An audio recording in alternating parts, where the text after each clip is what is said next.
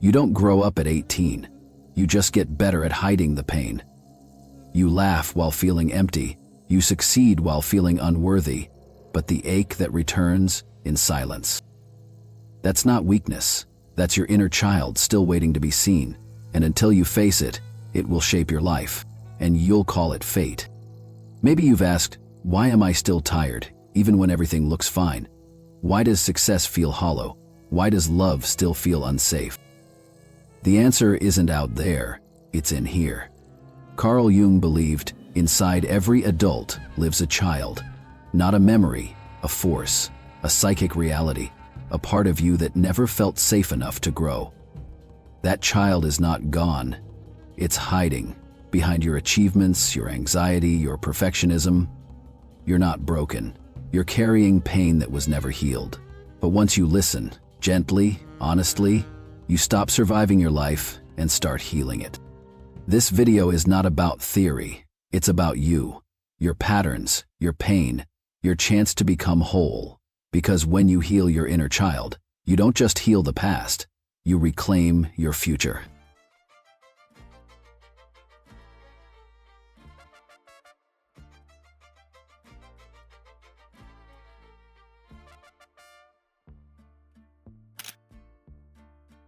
Carl Jung once said that inside every adult lives a child who is never fully seen, heard, or understood. This isn't just a poetic idea, it's a psychological reality. The inner child is a part of your subconscious that still holds the emotional imprints of your early life. And while you may not always notice it, this part of you quietly shapes how you respond to the world. It's the part that flinches at criticism, even when it's small, that pulls away from love even when you crave it, that feels uneasy when life gets too peaceful, like something will go wrong. These aren't overreactions. They're emotional patterns formed long ago, when you were still learning what love, safety, and worthiness meant. Your inner child carries both your gifts and your grief. It holds the spark of your imagination, your sensitivity, your curiosity, but it also holds the pain, moments when your needs were unmet, when you felt invisible, or when you had to grow up too soon. Those moments didn't just pass, they became emotional blueprints, and without realizing it, you may still be living by them. So if you've ever felt like you're doing everything right, but something still feels off, that might be why. Not because you're broken, but because a younger part of you is still waiting, not for perfection, but for presence. For you to finally say, I see you, I hear you, I'm here now.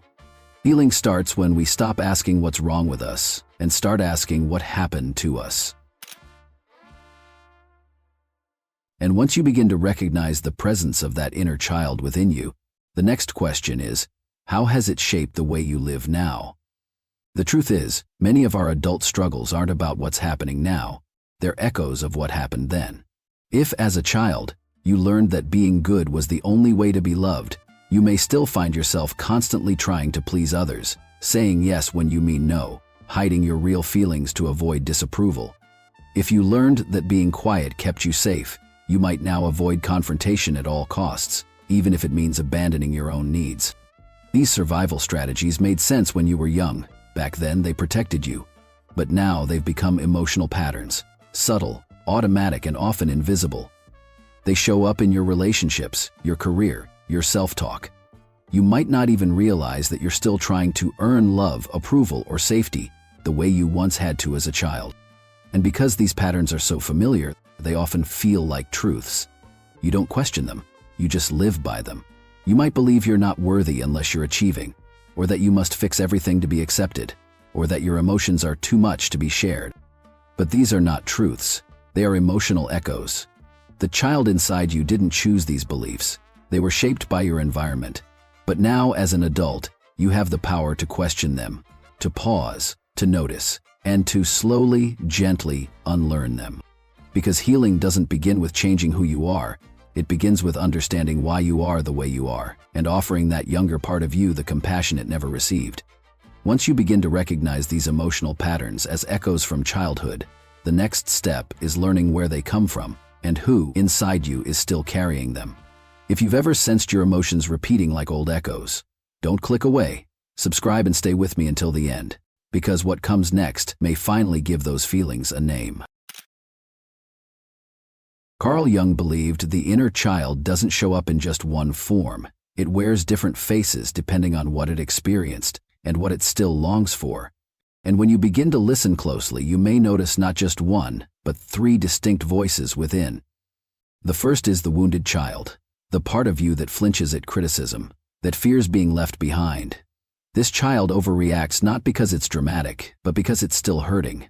It learned that love is conditional, and so it tries to earn it by pleasing others, staying small, or staying silent. Underneath the surface, it never truly feels worthy of love. Then there's the eternal child, the one who resists growing up. On the outside, you might look responsible, even successful. But deep down, there's a fear of commitment, of structure, of emotional intimacy. This part seeks escape through novelty, distraction, or fantasy. It's not immature, it's afraid. Afraid that growing up means losing freedom, or worse, repeating the pain of the past. And finally, there is the divine child, the most sacred part of you, the part that holds your creativity, your empathy, your quiet wisdom. It's often the most silenced, buried beneath layers of pain. But when you begin to heal, this child returns, not with fear, but with vitality, with wonder, with a sense of aliveness that feels like coming home. Recognizing these three faces isn't about labeling yourself. It's about compassion. Each one of them is trying to tell you a story. The question is, are you ready to listen? Understanding the faces of your inner child is only the beginning, because once you see them clearly, you'll also begin to notice the masks you've been wearing to protect them. Maybe you're the strong one, always dependable, never showing weakness. Or maybe you're the successful one, constantly achieving, always in motion. Perhaps you're the helper, endlessly giving to others while quietly neglecting yourself. These roles may look admirable on the surface, but beneath them often lies a hidden truth. They're not who you are, they're who you became to survive. Carl Jung once said, "Repression doesn't remove pain, it displaces it." And that's exactly what these masks do. They don't heal the wound, they simply hide it. We wear strength to cover fear. We chase success to silence shame. We help others because, somewhere deep inside, we're still longing to be chosen, to be seen, to be cared for. But here's the thing, you don't need to rip off the mask. Healing doesn't demand you destroy what once kept you safe. Instead, it asks for awareness. When you gently ask yourself, why do I need to be the strong one all the time? Or, what am I afraid will happen if I stop performing? You start loosening the grip of those old, unconscious patterns. The goal is not to become someone else. It's to reclaim who you've always been beneath the mask. Because that's where your truth lives, not in the role you play, but in the heart you've been protecting all along. Once you begin to understand the masks you wear, a deeper question emerges. Who are you without them? That's where the real work begins, not in fixing yourself, but in finding yourself beneath the layers you've built to feel safe. Carl Jung called this process individuation, a journey not toward perfection but toward wholeness. It's about turning inward, not outward, not chasing the next self-help hack or life optimization goal, but sitting quietly with yourself and saying, I see you, I won't abandon you again. Healing, in this way, is a radical act, not because it's loud or dramatic, but because it's honest. It dares you to face the parts of yourself that were once too painful to look at, the parts you buried beneath busyness, toughness, or silence. It invites you to stop running and to listen. And something beautiful happens when you do. You begin to live from awareness instead of reaction. You stop snapping in anger, shutting down in fear, or chasing love like it's something to earn. You begin responding not from old wounds, but from clarity and compassion.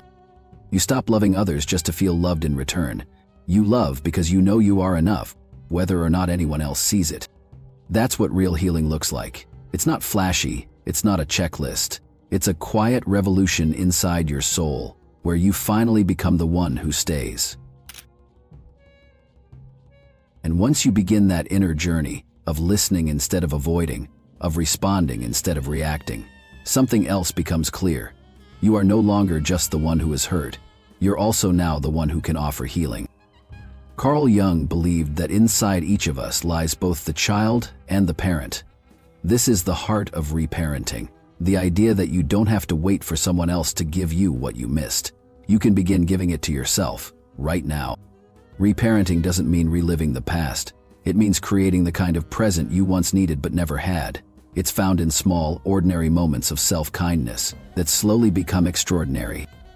It sounds like this: from "I'm so stupid" to "I made a mistake and I'm still worthy of love." From "I have to keep pushing" to "I'm allowed to rest." From "I'm too sensitive" to "my feelings are valid. They're how my body speaks to me." These are more than affirmations. They're repairs. Each gentle response is a thread, stitching safety and self-worth where there once was fear or silence. You don't need to become perfect. You need to become present. Because every time you speak to yourself with patience, every time you choose compassion over criticism, you are quietly rewriting your story, not as the abandoned child, but as the steady, loving adult that child always needed. And maybe that's what healing was really about all along. When you begin offering yourself the care and compassion you once needed from others, it can feel like something is finally starting to shift. But here's something important to remember. Healing isn't neat, predictable, or fast. In fact, the more you practice reparenting yourself, the more you might notice an old sadness returning, or a sudden wave of exhaustion, or tears you didn't expect. And that doesn't mean you're going backward. It means you're healing. Carl Jung never promised that the path to wholeness would be easy, only that it would be worth it. Healing is not a straight line. Some days you'll feel light and free, connected to yourself in a way you never thought possible. Other days it may feel like you've forgotten everything you've learned. Some days you'll catch yourself being kind to your inner child. Other days, the old voices of shame or pressure might come back louder than ever. But here's the truth. Every single moment of gentleness is a step forward. Every time you choose to pause instead of push, to soothe instead of scold, you're changing the way your nervous system, your inner story, and your sense of self respond to the world. Healing may not always feel like progress, but it is, because even in the forgetting, you're still further along than you were before. And each time you return to yourself, with tenderness instead of judgment, you're building a kind of safety that no one can take away. And even on the messy days, when nothing feels healed, you're still showing up. That alone is sacred. Because the truth is, healing doesn't happen through control, it happens through compassion. We often try to fix ourselves with more doing, more books, more habits, more effort. But real healing begins in stillness, when you sit with your feelings without trying to change them, and gently say, "I see you, I won't leave you again." Healing your inner child won't make life perfect, but it will help you stop abandoning yourself. And maybe that's what you've been searching for all along.